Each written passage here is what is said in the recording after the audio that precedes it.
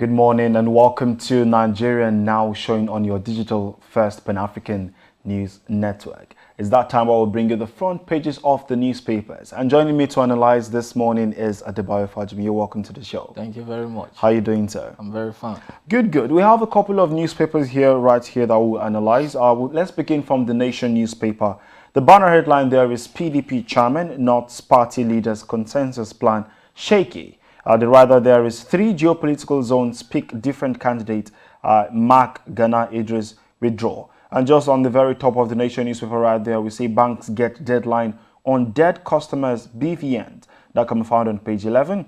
Igbo 6 nod for treatment in Germany or France. That can be found on page 6. Uzodinma renames Heroes Square after Ndubisi Kanu. That can be found on page 5. And Senate invites Works Ministry others over foreign loans. That can be found on page 4 of the Nation newspaper. And just under in the picture of the day there, we see Obiano's deputy Okeke dumps Abga for APC. And that story can be found on page 27. Before we talk about this this story on Abga for APC, let's talk about the Punch very quickly. The banner headline there, the big story is NMA health workers defer as federal government plans ban on unvaccinated workers. We have two riders. The first, federal government says workers must be vaccinated or present negative test as from December 1st, that is this year.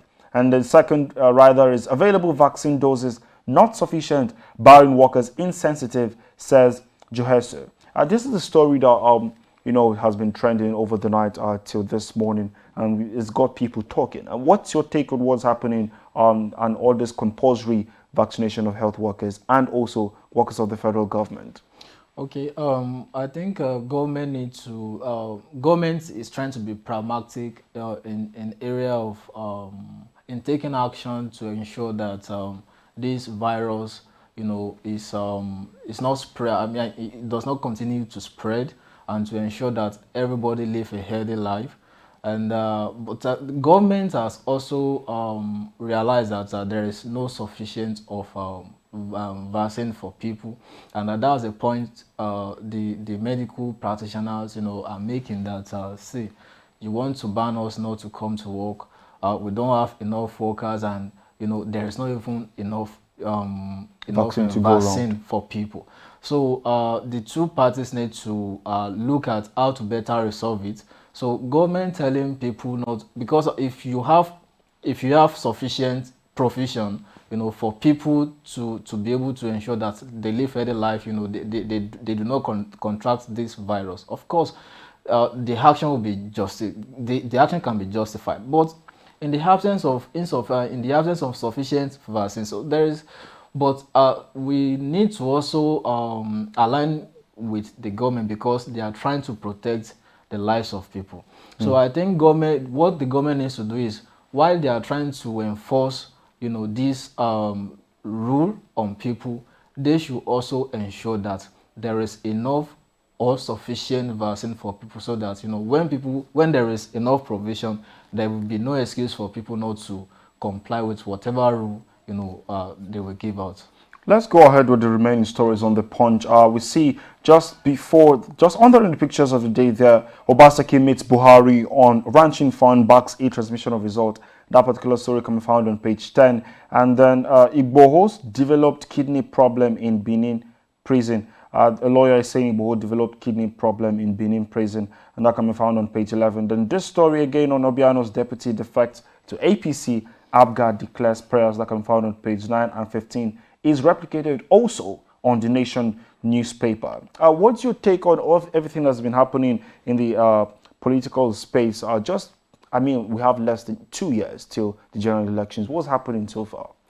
Well, what has happened so far is quite disturbing, and at the same time very interesting, because if you look at it, it's telling us that there is still much for us to do in party politics, and also in our electoral process. And there is need, for Nigerians, especially the young people, to get engaged and, to be politically inclined, to be aware of their society and their nation, to know what is going on, and so as to be able to put the lawmakers or the political leaders, the decision maker, policy makers on their toe. Because when you do not have access to credible and correct information, if you are if you are not intelligent enough to know what is happening in your country, how will you be able to ask good questions, that will put, these people on hot seats? So I think what is happening is really interesting. Of course, you can see what is going to happen,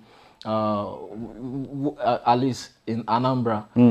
In November 6th. So just yesterday, so we had the news that the deputy governor defected to, it is very interesting. It has been in the news the deputy governor defected, on social ground and this and that. Even there has been jabs between the two parties, and the national the publicity secretary of APGA in the state has said that the man defected, Okeke, defected to APC because he was denied ticket. But the point is that he has right under the law, to go to defect to, to be a card carrying member of any political party of his choice. But don't you think the time gap, the time between his defection and the election is going to be an issue? No, it's not. It's never going to be an issue because though in one way or the other, it may want to affect the party because it's a stakeholder and he also has followers. But the truth of the matter is, if the governor, the incumbent, has done well enough, I think his scorecard is what will be. We speak for him. We speak for him. So I don't think it's not going to be an issue, of course, and also it's going to just going to make it more interesting, and whoever wins in the election, we just hope everything goes fine. Yeah, we do hope so. The Daily Sun newspaper right here is federal government should compensate Southeast for civil war losses. That's coming from Governor Uzodinma on the very top of the newspaper right there on the front page. Ibo rushed to hospital after falling ill in Benin Republic prison. That story again is replicated on the Daily Sun. And then we see 7 political parties in merger talks coming from Kingsley Moghalu on 2023 election. That can be found on page 6. Then under the picture of the day there, we see APC PDP in hot exchanges over 2023 presidency.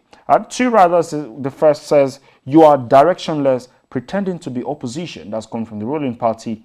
And PDP, you have destroyed our electoral process. And then Obaseki meets Buhari, request funding for Edo ranchings. Then the Nigerian Tribune newspaper right here, the front pages, COVID-19, federal government to enforce compulsory vaccination of workers December 1st.